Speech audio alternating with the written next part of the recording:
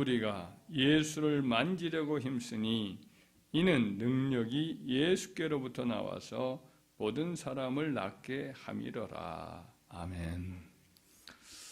예수님의 초기 사역에 이제 초기 사역 중에 일어난 일을 저기서 기록을 하고 있습니다.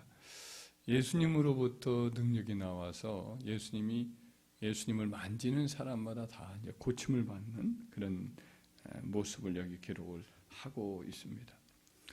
또 이제 8장이 넘어가도 또 한 번 그런 일들이 일어납니다.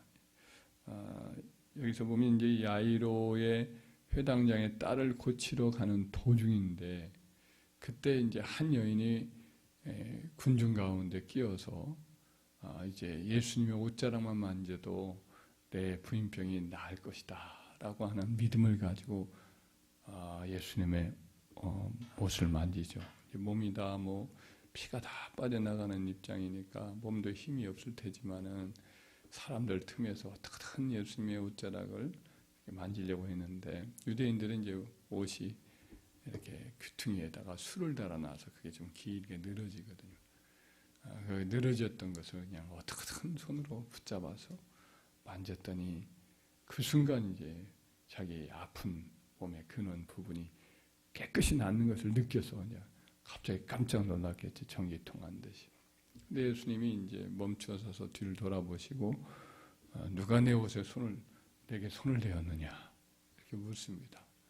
아무도 아니라고 하는데 베드로가 사람들이 지금 예수님을 밀고 가나이다 그랬더니 여전히 예수님은 내게 손을 댄 자가 있도다. 이는 능력이 내 몸에서 빠져나간 줄 알미로다. 이런 말씀을 하시죠. 그러니까 능력이 빠져나간 것을 예수님이 자기도 모르게 누군가 쑥 만지면서 믿음의 손으로 만지면서 능력이 빠져나가는 것을 이제 예수님이 느낀 거죠. 그때서 이제 여인이 숨길 수 없는 줄 알고 그 앞에 엎드려서 자기가 예수님을 손으로 만진 것과 병이 나은 것을 이렇게 고하는 것을 보게 됩니다. 예수님의 몸에서 성령의 능력이 이렇게 머물고 있다가 이렇게 빠져나가는 것을 여기서 이제 성경에서 말씀하고 있는 거죠. 근데 사도들도 마찬가지였습니다. 사도 베드로 같은 경우도 이제 예수님과 똑같이 예수님의 몸과 예수님의 또 그 소유물을 통해서 성령의 능력이 전이되어 나간 것처럼 베드로도 마찬가지였어요. 예루살렘에서 사역할 때인데 사도 베드로가 이제 설교하러 성전에 들어가서 솔로몬의 행각에 있으면 사람들이 거기로 막 몰려들어서 말씀도 듣고 병도 고침을 받고자 하였는데 그때 베드로가 지나가는 거리에서 베드로의 그림자만 덮이기를 바라고 그냥 요에다가 혹은 침대에다가 사람들을 데리고 와서 눕혀놓아요. 그러면 다 나음을 입었다 그랬어요. 그러니까 그림자가 지나가면 그 그림자를 통해서라도 역사를 하는 거예요. 대단한 거죠.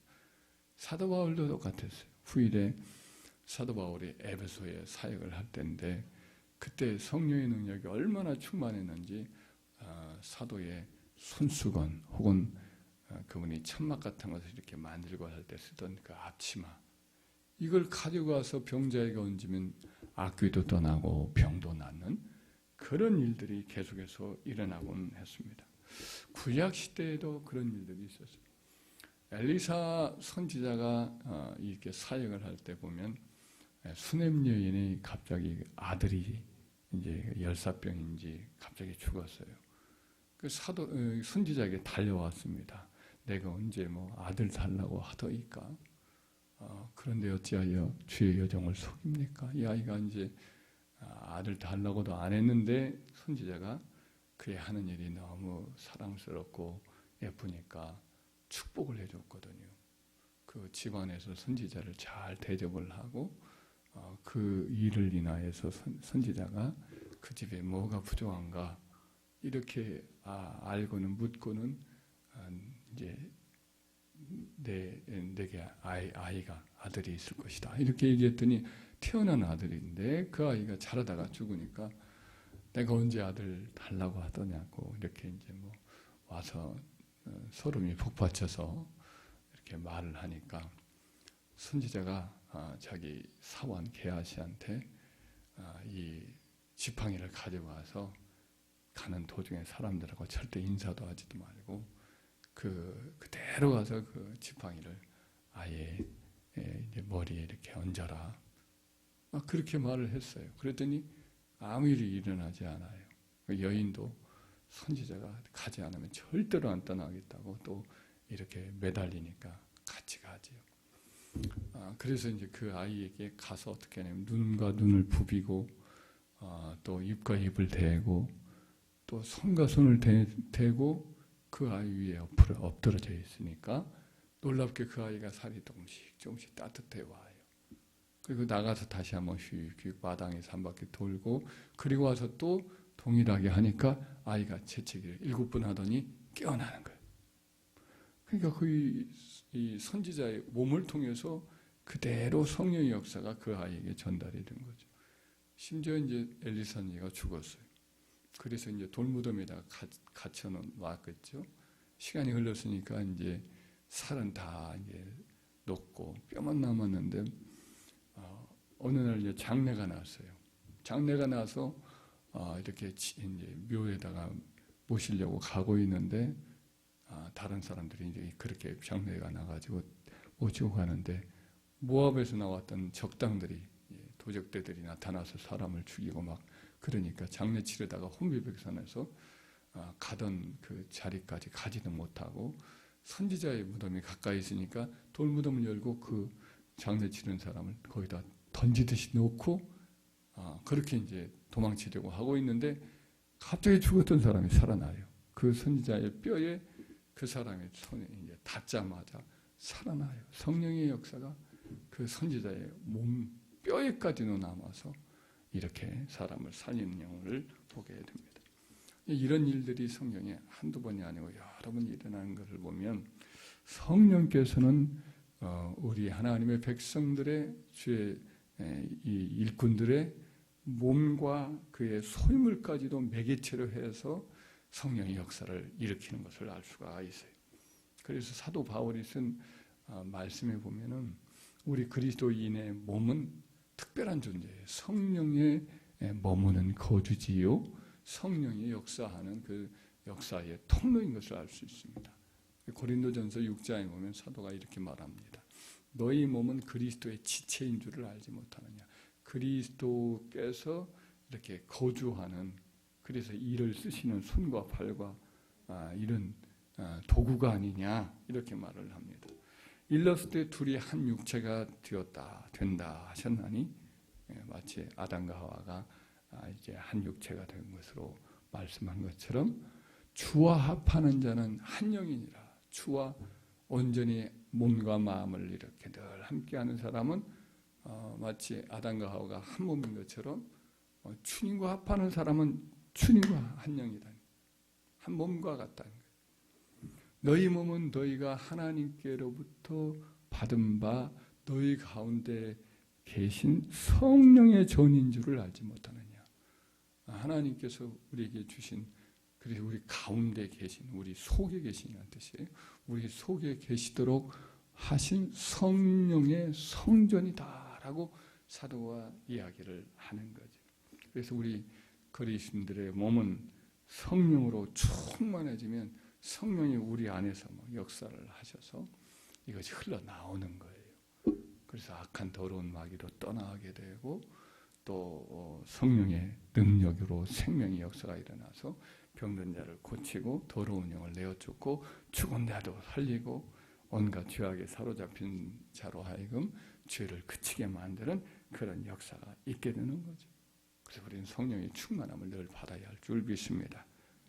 그래서 성령의 충만함을 받아야 할 우리 성도들이 성령의 충만함 받는 이 성전인 성령의 전인 우리 몸을 우리가 다른 그냥 일반인과 달라요. 어떤 의미에서 그런 면에서. 그리고 우리 몸이 성령이 거하는 전이기 때문에 성령의 도구들이지요. 그래서 우리는 이제 몸을 잘 지켜야 되는 거죠. 더러운 것이 틈타지 않도록 보는 것도 듣는 것도 생각하는 것도 말하는 것도 이런 것들을 항상 이제 성령께서 거하는 성전이니까 고린도전서 3장 16절에 너희가 하나님의 성전인 것을 알지 못하냐. 성전을 더럽히는 자는 하나님이 멸하신다. 이렇게 말씀하셨다라고 말씀하는 것처럼 우리가 성령을 모시는 성전을 항상 잘 지켜야 되는 거죠.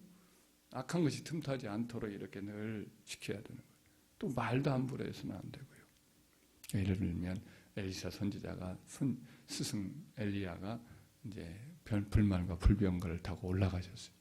올라가자 그때 이제 그리고 나서 베들로 올라가는 여리고에서 베들로 올라가는 도중인데 그때 이제 그 당시에 불신앙자들이 많았잖아요. 그러니까 대머리라 이러면서 놀렸어요. 이게 불량한 아이들이 소년들이 이분이 격분을 냈어요. 그래가지고 돌이켜 저주를 하니까 갑자기 숲에서 앙금 2마리가 나오더니 아이들을 막 물어뜯고 찢는 거예요. 그러자 한 42명인가가 아이들이 곰에 찢겨서 죽고 말아요. 그러니까 선지자들, 우리 하나님의 성령의 사람들은 말도 함부로 하면 안 됩니다. 그대로 이루어져 버릴 수도 있으니까 우리는 항상 보고 듣는 것, 생각하는 것도 조심해야 되지만 우리에게 나가는 것, 이걸 조심을 해야 할 것입니다. 우리가 성령 충만하면, 계속해서 성령으로 충만해지면 이제 우리의 성령의 감동하는 것이 점점 확장을 해요. 그래서 우리가 거주하는 어떤 집이라든지 우리가 모이는 하나님의 성령이 거하는 성전이라든지 이런 곳이 성령의 감동 감화가 늘 상주하는 역사가 있어요. 예를 들면 구약의 선지자 사무엘이 은퇴 후에도 늘 그곳에서 기도하였더니 그 라마나요시라고 하는 동네 전체가 성령의 감동이 늘 있는 장소가 되어요.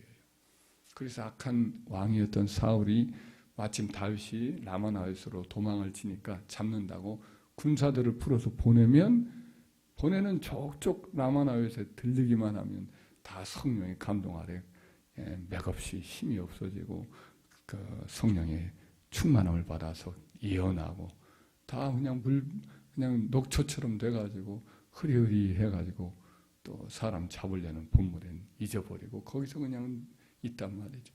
또 보내도 그러고 또 보내도 그러고 본인 자신이 왔다가도 성령의 충만을 받아서 예언하다가 다윗은 잊어버리고 그렇게 지내는 역사가 일어나지요. 이런 일들이 이제 현신의 권사님 재단에서도 있었다고 그래요. 그리고 캐더린 쿨만이라고 하는 미국의 여자 목사님이었는데 이분도 이제 성령의 연차가 강력하게 일어나는데 말씀을 증거도 하기도 전에 치유 사역을 하기도 전에 성령께서 이미 막 일을 하시는 거예요. 여기저기 성령이 고치는 거예요. 그러니까 그 모인 장소 자체가 이제 성령의 역사가 강하게 나타나도록 하는 그와 같은 역사가 이제 한 개인으로부터 시작하여서 점점 이렇게 퍼져나가면서 일을 이렇게 하시는 것을 보게 됩니다. 그래서 우리는 참 우리 몸이 성령의 전이다. 그리고 우리의 주변까지도 성령이 역사할 수 있는 그와 같은 일들이 일어날 수 있기 때문에 우리는 항상 우리 몸을 주의 성령이 거하시도록 내어드리는 자가 되어야 할 줄 믿습니다. 이를 위해서 늘 깨어 기도하고 성령으로 충만함 받기를 사모해야 될 줄 믿습니다. 그리고 악한 것이 우리 틈타지 않도록 우리의 성령께서 근심시킬 수 있는 그런 것들이 우리 안에 자꾸 들어오지 않도록 세상 근심도 막고 또 세상의 여러 가지 흉악한 생각, 나쁜 생각도 하여튼 막고 보는 것, 듣는 것도 성령이 기뻐하는 것만 보고 듣고 말하고 그렇게 우리가 힘쓸 때에 우리 안에서 성령이 늘 주인되어서 마음껏 일함으로 우리를 통해서 하나님의 성령의 역사가 크게 일어나고 사람들을 살리고 세우고 복음을 증거하여 열매 맺고 우리 주변 전체가 달라지는 그런 은혜가 있습니다. 마귀는 항상 그 성령의 충만함을 막으려고 이 모양으로 이렇게 역사를 하니까 속지 말고 우리 자신을 성령의 도구로서 이렇게 들여서 늘 주와 한 영이 되어서 주의 영광을 위해서 마음껏 쓰임받고 성령의 영향력을 끼치는 주의 사람들 다 되기를 주의 이름으로 축원합니다.